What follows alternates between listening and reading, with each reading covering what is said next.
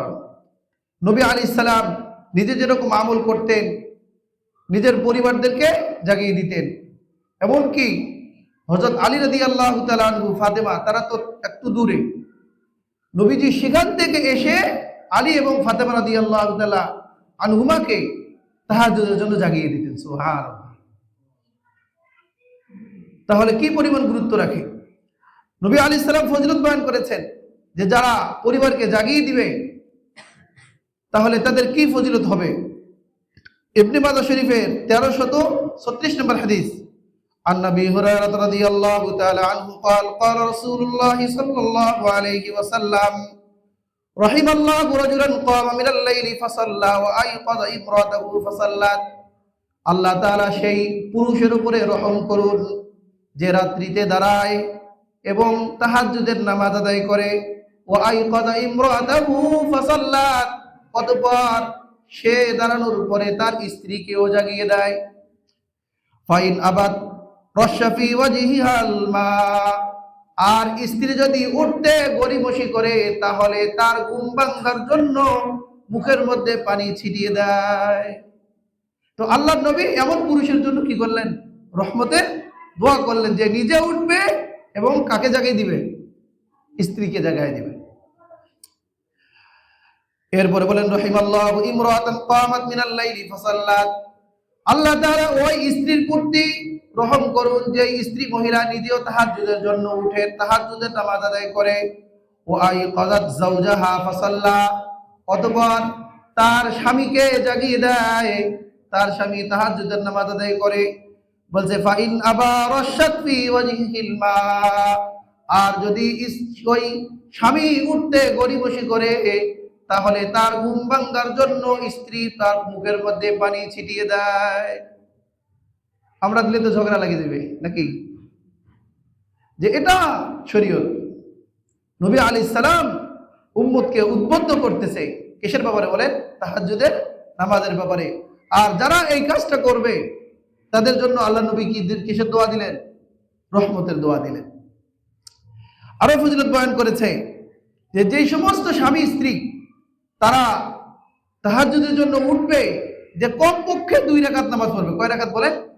2 রাকাত। কমপক্ষে যারা 2 রাকাত নামাজ আদায় করবে, আল্লাহ তাআলা তাদেরকে আয-যাকিরিনাল্লাহা কাসীরান ওয়াজ-যাকিরাত, যে অধিক পরিমাণে আল্লাহ তাআলাকে স্মরণকারী এবং স্মরণকারিণী হিসাবে তাদের খাতায় নাম উঠাই দিবে। বলেন সুবহানাল্লাহ। যেমন আবু দাউদ শরীফের 1415 নম্বর হাদিস, ইবনে মাজাহ শরীফের 1335 নম্বর হাদিস, আন নবী সাঈদ আল-খুদরি রাদিয়াল্লাহু তাআলা আনহু ওয়া আবি হুরায়রা রাদিয়াল্লাহু তাআলা আনহু ক্বালা, তারা দুইজনে বর্ণনা করেছেন, ক্বালা রাসূলুল্লাহ সাল্লাল্লাহু আলাইহি ওয়াসাল্লাম মান ইস্তাইকাযা মিনাল লাইলি ওয়া আইকাযা ইমরাতাহু ফাসাল্লায়া রাকাতাইনি জামিআ, যে যখন কোন পুরুষ ঘুম থেকে জাগ্রত হয় এবং তার স্ত্রীকে জাগিয়ে দেয়, তার দায়িত্বটা কার দিল? পুরুষের। যে পুরুষ নিজে উঠে এবং তার স্ত্রীকে জাগিয়ে দেয়, ফাসাল্লায়া, তারা স্বামী স্ত্রী উভয়ে নামাজ আদায় করে রাকাতাইনি, কমপক্ষে 2 রাকাত, জামিআ।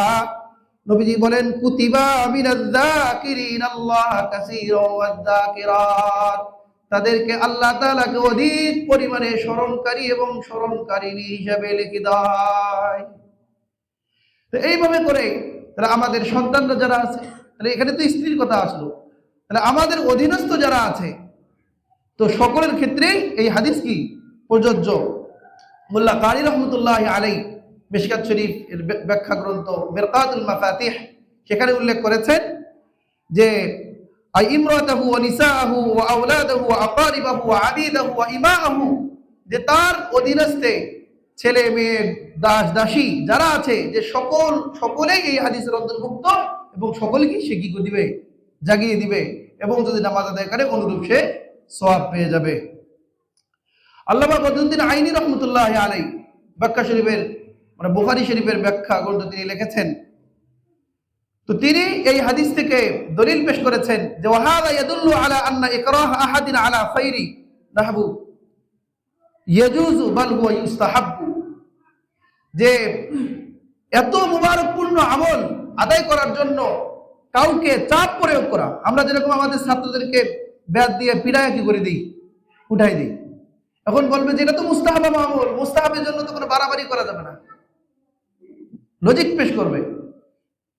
ফরজ হলে একটা কথা ছিল, মুস্তাহাবের জন্য কি করা যাবে না, বাড়াবাড়ি করা যাবে না। না, নবীজি সাল্লাল্লাহু আলাইহি ওয়াসাল্লাম যখন উদ্বুদ্ধ করলেন, এমনকি মুখের মধ্যে পানি ছিটিয়ে দিয়ে দিলেন, এটা একটা বাড়াবাড়ি কিনা বলেন?